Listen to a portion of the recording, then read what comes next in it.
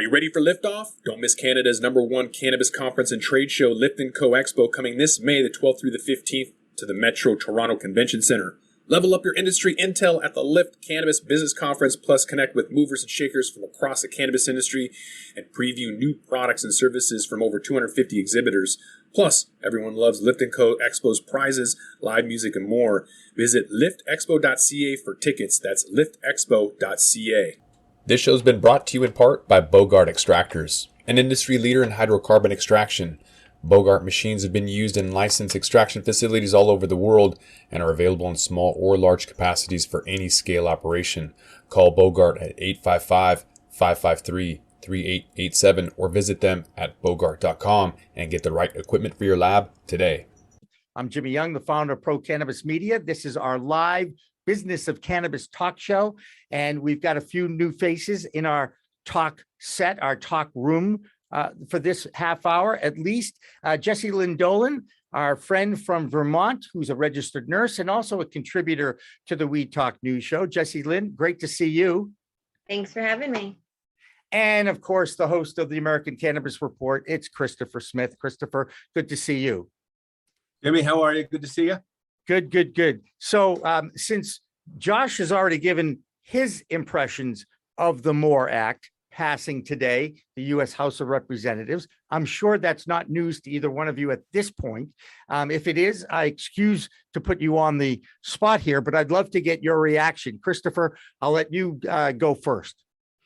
Oh, thanks. Well, of course, it's always encouraging to see that cannabis is getting attention at all on the federal level.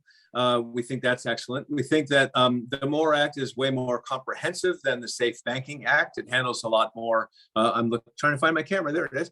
That the MORE Act is comprehensive. It talks about expungement. It talks about many other layers, many of the other important elements or aspects of what we're trying to deal with, including descheduling, for example. Whether or not it gets any further than today, of course, is the $64,000 question. But the fact that it's gotten a positive result, I think, can only bode well for all the other things we're trying to do. I just want to see if it actually makes the network news. Jessilyn, what's your impressions of the House passing the MORE Act today? I'm not surprised at all. I'm excited to see that it's passed the House. I think we all know that there's a very good chance that it will be held up in the Senate, and the viability of it actually passing isn't as positive as we would like to see. But I do think, as Christopher mentioned, for the state of cannabis at a national level, it's great that it's actually made it this far. We're talking about it. Do I expect it to pass? Not necessarily, but hopefully it's a good starting point to continue conversations.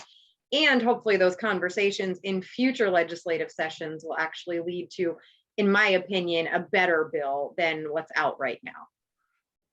Very cool.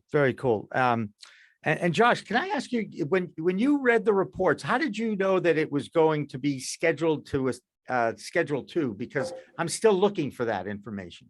No, Jimmy, I was just putting out a concern that even if this does pass, that if Schedule 2 were to happen, it would put us at a disadvantage by making it for pharmacy only.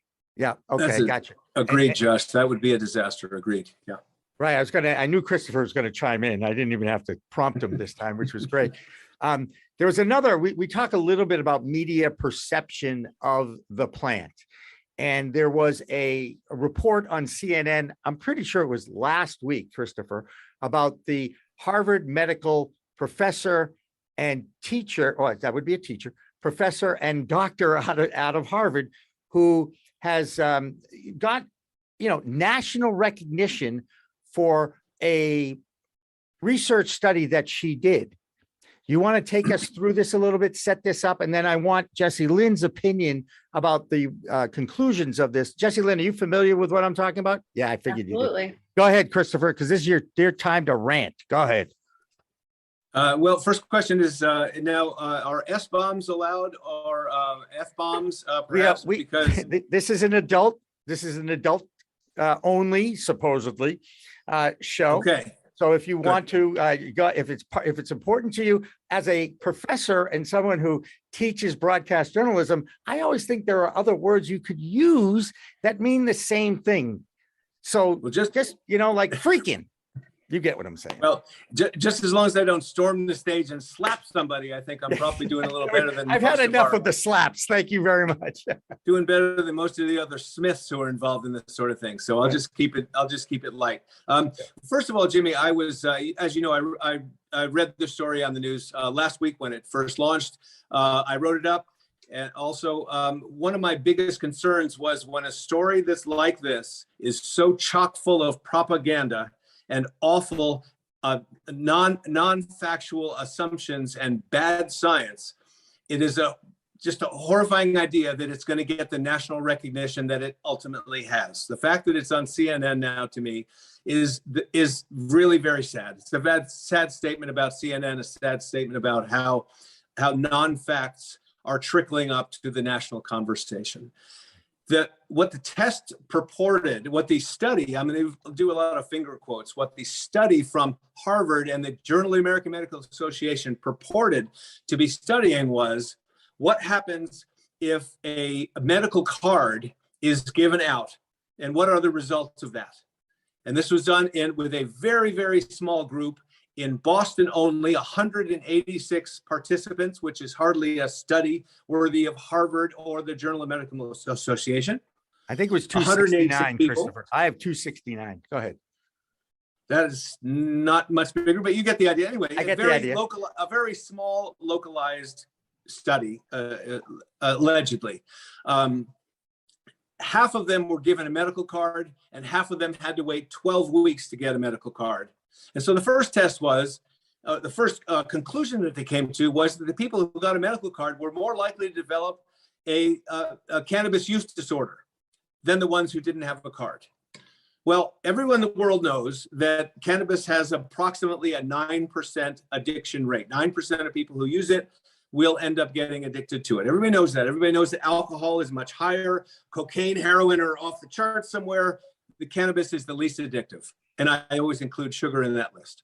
So cannabis is addictive at a small 9% rate. We know that's going to happen. And so that's what they ended up saying was that 50% of the participants developed a cannabis use disorder.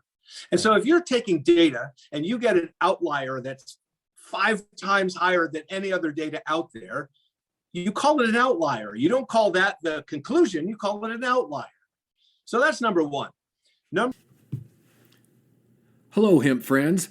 This is your host, Morris, from Volume Up, the Let's Talk Hemp podcast, where we explore and discuss all things hemp all the time. From industrial to nutritional to therapeutic to lifestyle, hemp has a place and a home pretty much everywhere. Download episodes now of the Let's Talk Hemp podcast wherever you listen to podcasts. Come get loud with me on Volume Up as we take industrial hemp to a whole new level in 2022 and beyond.